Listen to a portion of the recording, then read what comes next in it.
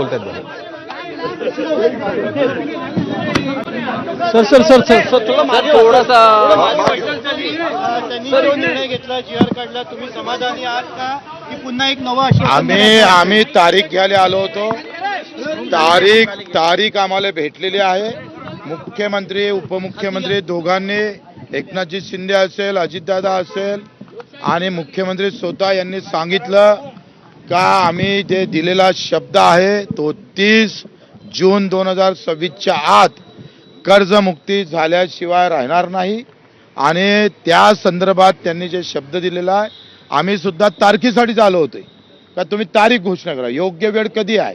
त्यांनी योग्य वेळ दिलेली आहे आणि त्याच्यामुळं आम्ही आत्ता तरी समाधानी आहोत.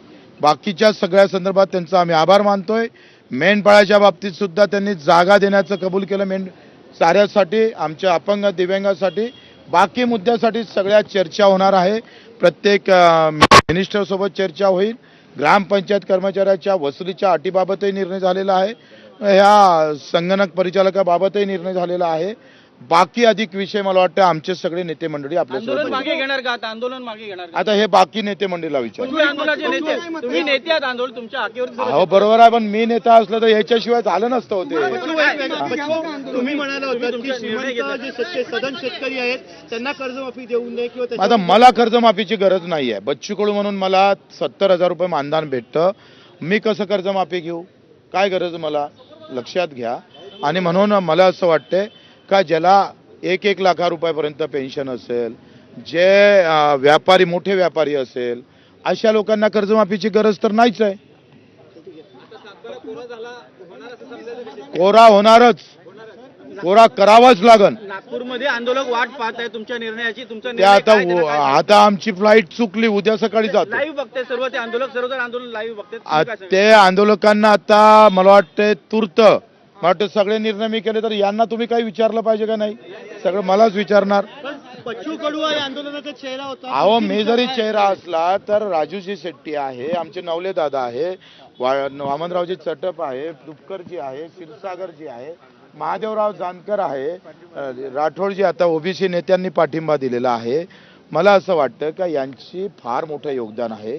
मी या सगळ्या ह्याच्यातला एक लहान कार्यकर्ता आहे, लक्षात घ्या. आखरी त्या शेतकऱ्याचं मोठं योगदान आहे. हे क्रेडिट आम्ही सरकारला पण देऊ इच्छित आहोत.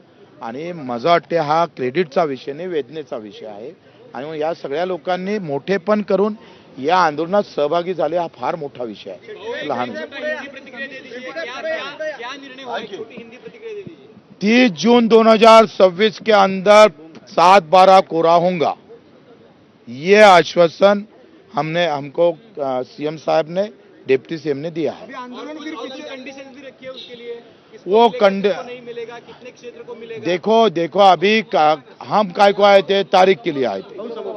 तारीख के लिए हम आए हैं, तारीख हमको मिली है. अभी तक तारीख सरकार नहीं बताती थी. क्या बोलती थी सरकार? अभी टाइम आने का है. अब टाइम लाया ना, हमने टाइम लाया है. और 30 जून 2026 के अंदर हमारा किसान 7 कर्जा मुक्त होगा. तो डिटेल्स अभी तक बाहर नहीं आई है. डिटेल्स अभी कैसे सामने आएगा? अभी उसके लिए थोड़ा बैठना पड़ेगा ना. आंदोलन क्या जारी रहेगा? अब आंदोलन काय के लिए करे? तारीख अगर मिले तो अब आपके लिए आंदोलन करेंगे, ये कॅमेरामॅन के लिए आंदोलन करेंगे. आंदोलन करणार आहात का आता मला वाटतं ते त्यांना त्यांच्या तोंडून द्यायचं होतं, तुम्ही मलाच विचारताय. मग सगळे मिळून आम्ही चर्चा केली. आता आंदोलनाची तूर्त तरी गरज नाही, आम्ही सगळे मिळून ठरवलं आहे.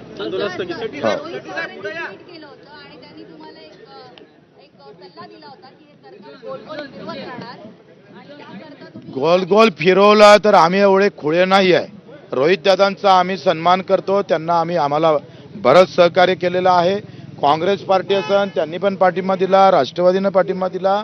आणि त्यांचंही आम्ही खरं सगळ्या लहान मोठ्या भूमिपुत्र संघटना, बळीराजा संघटना, सगळ्या लहान मोठ्या संघटनेनं प्रचंड, याच्यापेक्षा सगळ्या शेतकऱ्यांनी, काल मनोजदादा जरांगे आले होते, आज राठोडजी आले, ओबीसीचे नेते, शेतकरी सगळ्या जाती धर्मात आहे. आणि ते तर या बैठकीनंतर शेतकरी नेते बोलत होते आणि आम्ही तारखेसाठी चालू होतो आणि आता आम्हाला अपेक्षित तारीख जी आहे ती मिळालेली आहे असं म्हणतात बच्चू कडू.